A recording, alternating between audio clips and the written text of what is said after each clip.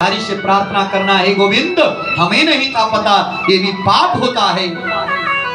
आज से पहले जो गर्भपात हो गया सो हो गया, आगे हम नहीं करवाएंगे, मेरा गोविंद माफ कर देगा हमारे को। लेकिन हम आप लोग कन्या को मारते क्यों? बोलो कारण क्या है भला? बोलो, ज्यादा कारण नहीं है, हम स्वार्थ में आ जाते हैं।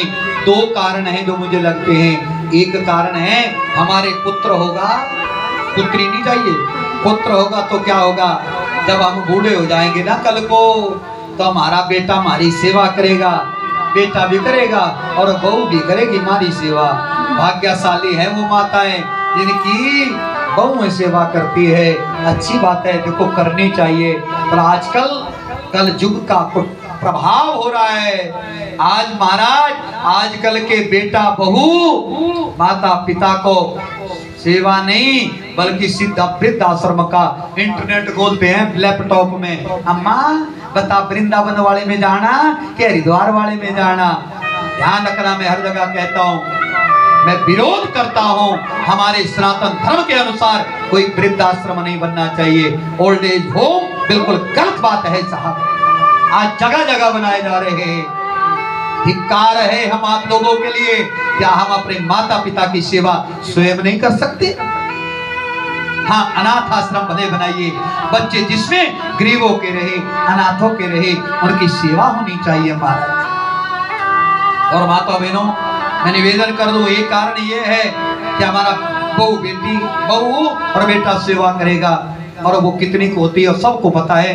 आज कोई श्रवण कुमार मिलने वाला नहीं, पर श्रवण कुमार की तरह एक नहीं सैकड़ों बेटियों का उदाहरण मैं आपको दे सकता हूँ महाराज, जो अपने माता पिता सेवा करना चाहती है। और दूसरा कारण है, बोले हमारे बेटा होगा हमारा पिंड दान करेगा। अरे बेटे के पिंड देने से, आटे के पिंड देने से तर जाए तब तो सभी स्वर्ग को चले जाएंगे।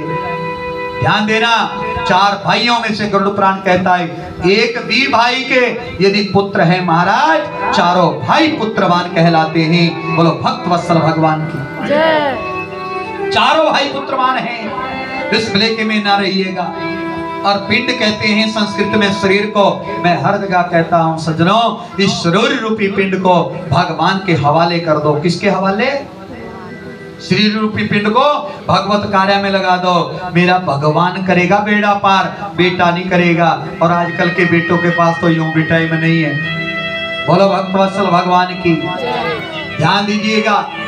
क्या बताऊं महाराज, कुछ नहीं कह सकता। कथा बड़ी है पर समय का बड़ा अभाव है। सब चाहते हैं हमारे बेटा हो, कोई कहता हमारे लड़का हो, कोई कहता हमारे पुत्र हो। आप क्या चाहते हो? मैं हर जगह कहता हूं भगवान देना हो तो सबको पुत्र देना, किसी को लड़का तो दुश्मन को भी नहीं देना। लड़का क्या बता रहा हूं आप लोगों को, आजकल लड़के ज्यादा है, बेटे और पुत्रों की संख्या नाम के बराबर होती जा रही है महाराज। परिभाषा आपको बता रहा हूं, पुत्र कहते हैं उसको क्या? पुण्य नाम नरका देशमात तारेते पितरा इति प्रोक्त पुत्र। बोलो भक्त वत्सल भगवान की जो से बोलो भक्त वत्सल भगवान की। बोले जो अपने माता पिता को घोर नरक से तार दे वो है पुत्र। कौन है पुत्र? जो माता पिता को नरक में ना 12 जब पढ़ने दे। जैसे हमारे मुख्य जमान के चारों पुत्र अपनी मैया को आगे बिठा करके अपने पिता के चतुर्वार्षिक शुद्ध श्राद्ध से पूर्व उनके कृत संकल्प को आज पूर्ण कर रहे हैं। ये पुत्र है। पुत्र होने का ये मतलब है जो माता पिता की बात को मान करके काम कर रहे हैं, माता पिता को सत मार्ग पे माता पिता की सेवा भी कर रहे हैं। और एक बात और बता दूं, पुत्र भी 3 प्रकार के हैं। कितनी प्रकार के हैं बताऊं? करे नहीं दो 3 प्रकार के पुत्र हैं महाराज। उत्तम दर्जे के, मध्यम दर्जे के, निकृष्ट दर्जे के। अब आप लोगों ने अपने आप को सोचना, दूसरे को नहीं बोलना कि ये उसमें, दूसरे को नहीं नंबर लगाने, अपने को हम लगाएंगे कि हम कौन से दर्जे में फिट हो रहे हैं महाराज। उत्तम दर्जे का पुत्र वो है मेरे भाई बहन जो माता पिता के मन की बात को जान के उस काम को कर लेता है। और उस दर्जे में आते हैं मेरे प्रभु राम, मर्यादा पुरुषोत्तम। और सब चाहते हैं ना राम जैसा पुत्र।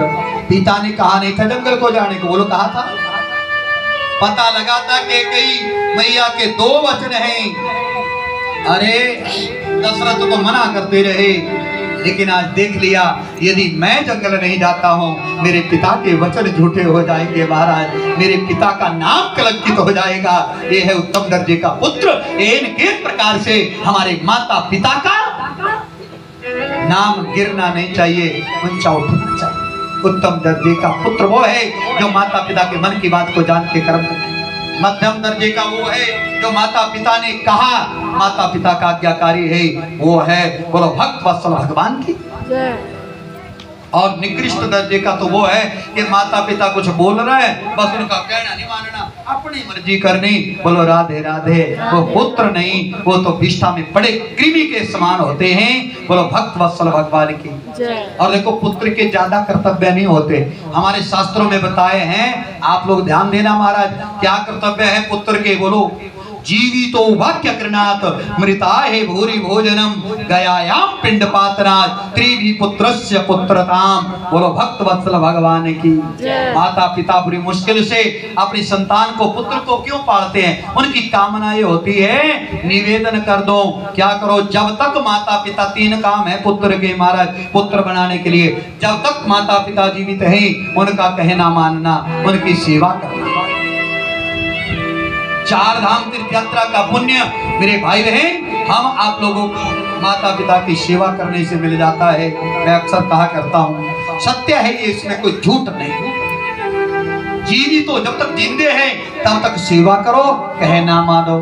और जब दुनिया छोड़ के कौन माता पिता चले जाए तो साहब लिखा ये है कि पुत्र को रोना तो आता है, भले रोए लेकिन खुशी से अपने माता पिता का कर्म कैसे करे। जैसे एक पिता अपने बालक का जन्मदिन खुशी से मनाता है ना, और मनाया करो, केक काट के नहीं पड़ा, हाथ जोड़ दो।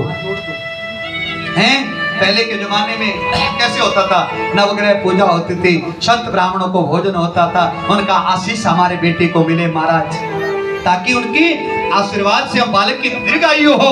बोलो भक्त वत्सल भगवान की।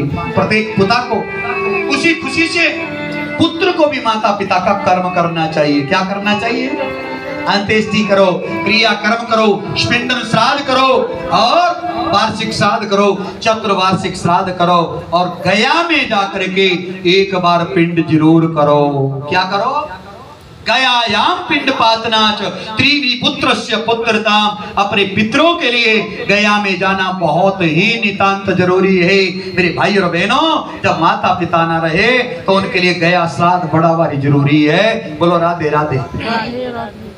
वो पुत्र धन्य है जो माता पिता का गया श्राद्ध करता है। पर आजकल एक और बीमारी है, जो गया श्राद्ध करके आ जाता ना घर में, बोले जब घर में श्राद्ध ही बंद कर दो। कहीं नहीं लिखा है श्राद्ध बंद करना। देखिए बोले साल के साल मौका आता है, और महाराज वो 16 दिन जो है ना श्राद्ध वाले, अश्विन के महीने में वो पितृलोक से सब पितर आते हैं। भले गया में जाके आपने तृप्त कर दिए हो तब भी अपने तो प्यारे नहीं होते। बोलो है, हाँ श्राद्ध करना क्या है, आह्वान नहीं करना उस पितर का। जो रेख लगाते हैं ना हम, जो पोका करते हैं वो नहीं करनी। ब्राह्मण को भोजन कराओ, अपने पितरों के नाम के वस्त्र आभूषण जो भी आपके दिल में आए जरूर देना चाहिए महाराज। साल में एक बार तो मौका होता है, और शास्त्र कहते हैं पितृ प्रसन्न तो देवता प्रसन्न। अरे वो पितर हम देंगे क्या भाई उनको, बोलो। बड़े सारे लोग कहते हैं हमने बधेरा कर दिया पितरों का। क्या कर दिया बोल, सब कुछ छोड़ के जो कमा के गया, जमीन है, जायदाद है, मकान है, सब कुछ। अरे वो कितना कुछ दे के गया, उसमें से तो हम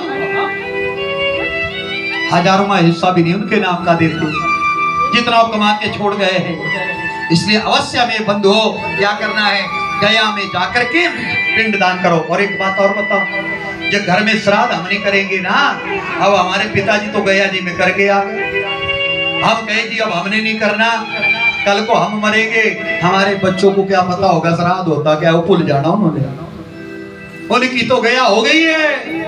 मैं अक्सर कहता हूँ अपने बालकों को जरूर बिठाया करो, चाहे सत्संग में जाओ, चाहे मंदिर में जाओ, चाहे कथा में जाओ, श्राद्ध करने बैठो, दान पुण्य करो, तो अपने बालकों को साथ में बैठाओ ताकि उनको कुछ पता लगे कि ये हमारी संस्कृति है, ये हमारी सभ्यता है। अदरवाइज नहीं करने वाला कोई नहीं याद भाई। इसलिए निवेदन कर दो, गया